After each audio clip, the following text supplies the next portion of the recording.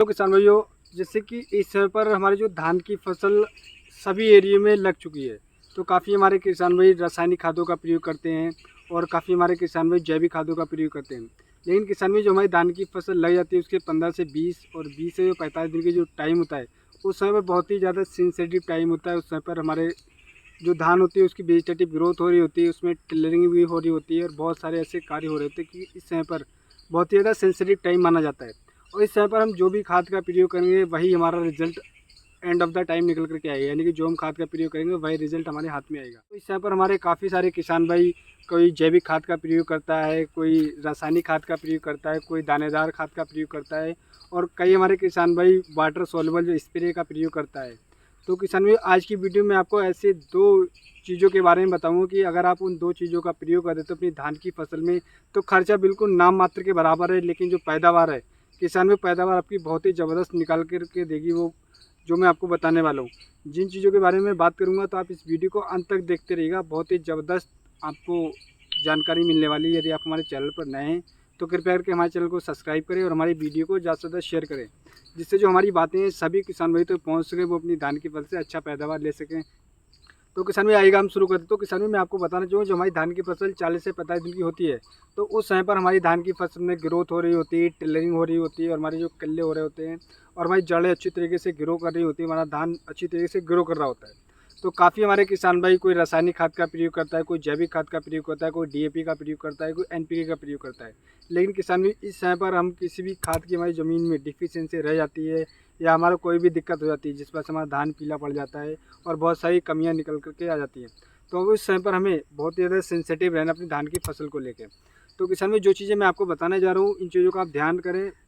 जो ये जैविक चीज़ें मैं बताने वाला हूँ, ये रासायनिक नहीं, जैविक चीज़ में जैविक खाद में आता है जो मैं आपको बताने वाला हूँ। लेकिन आप इसका प्रयोग करते हैं तो अपनी धान की फसल से अच्छा पैदावार ले सकते हैं। तो किसान भाई मैं आपको बताना चाहूँगा कि सबसे पहले आपको लेके आना है जो फिटकरी। फिटकरी के बारे में सभी हमारे किसान भाई को पता है, बहुत सारे हमारे किसान भी इसका प्रयोग भी करते हैं। हालांकि इसका जो रिज़ल्ट है वो रिज़ल्ट बहुत ही ज़बरदस्त रिज़ल्ट हमारी धान की फसल पे निकाल करके देता है। फिटकरी एक तो मार्केट में आसानी से मिल जाता है, दूसरा ये हमारी जो फसल होती है उसमें नाइट्रोजन की कमी को पूरा करता है, फास्फोरस की कमी को पूरा करता है और जो हमारी फंगस और जो कीटों का अटैक होता है उनसे भी काफ़ी ज़्यादा ये सुरक्षा प्रदान करता है। हमारी जो फसल होती है उसको रोग प्रतिरोधक क्षमता भी उसकी बढ़ाता है। तो फिटकरी का अगर हम महत्व बहुत ही ज़्यादा हमारी धान की फसल में, हम साल में एक बार धान की फसल में फिटकरी का प्रयोग करेंगे तो हमारा रिजल्ट होगा वो बहुत ही ज़बरदस्त निकल करके आएगा।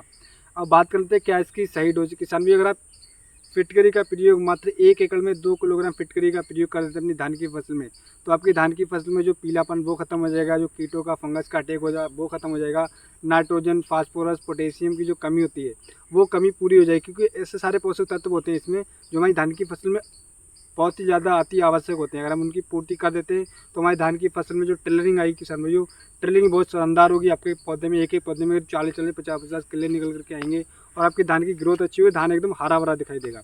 अब बात कर लेते हैं इसकी डोज की। तो किसान भाई आपको 1 एकड़ में 2 किलोग्राम फिटकरी लेके आना है। इसको अच्छी तरीके से बारीक करके आप जब जहाँ पे पानी चला रहे हैं चीलर में, जहाँ पे आपको टुब्बी चला वहाँ पे कपड़े में बांध के भी दे सकते हैं। दूसरा आप स्प्रे भी कर सकते हैं, यानी 2 किलोग्राम को अच्छी तरीके से पीस के पानी में घोल के 104 लीटर पानी में इसका धान पे स्प्रे भी कर सकते हैं। अब दूसरी मैं बात बताना चाहूँगा, ये भी एक जैविक नुस्खा है किसान भाई। ये सारी बातें कोई भी नहीं बताता है, लेकिन मैं इसलिए बता रहा हूँ, मैं काफ़ी लंबे समय से यूज़ कर रहा हूँ, उसका रिजल्ट बहुत ही अच्छा मिल रहा है, तो आप भी इसका रिजल्ट ले सकते हैं अच्छी तरीके से। दूसरा है सरसों की खली, यानी कि मस्टर्ड केक जिसे बोलते हैं, सरसों की खली।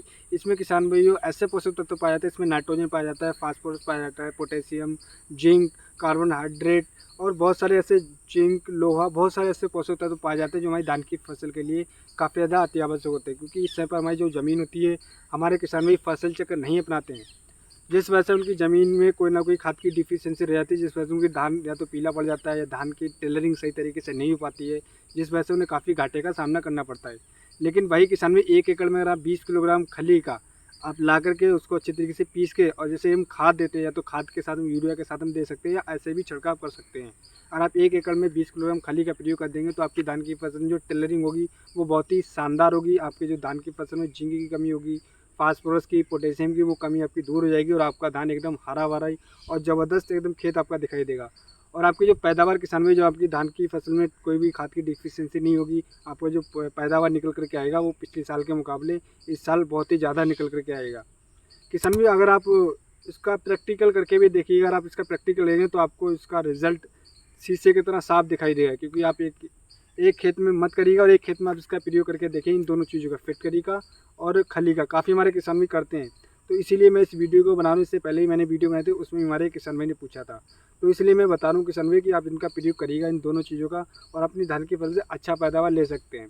तो उम्मीद करता हूँ किसान भाई मैं आपको एक सही और एक सटीक जानकारी दे पाएगा। हमारी वीडियो आपको पसंद आई हो तो हमारे चैनल को सब्सक्राइब करना बिल्कुल भूलिएगा, और हमारी वीडियो को ज़्यादा से ज़्यादा शेयर करें, जिससे जो हमारे युवा किसान भाई उन तक हमारी बातें पहुँच सके, अपनी धान की फसल से अच्छा पैदावार ले सकें।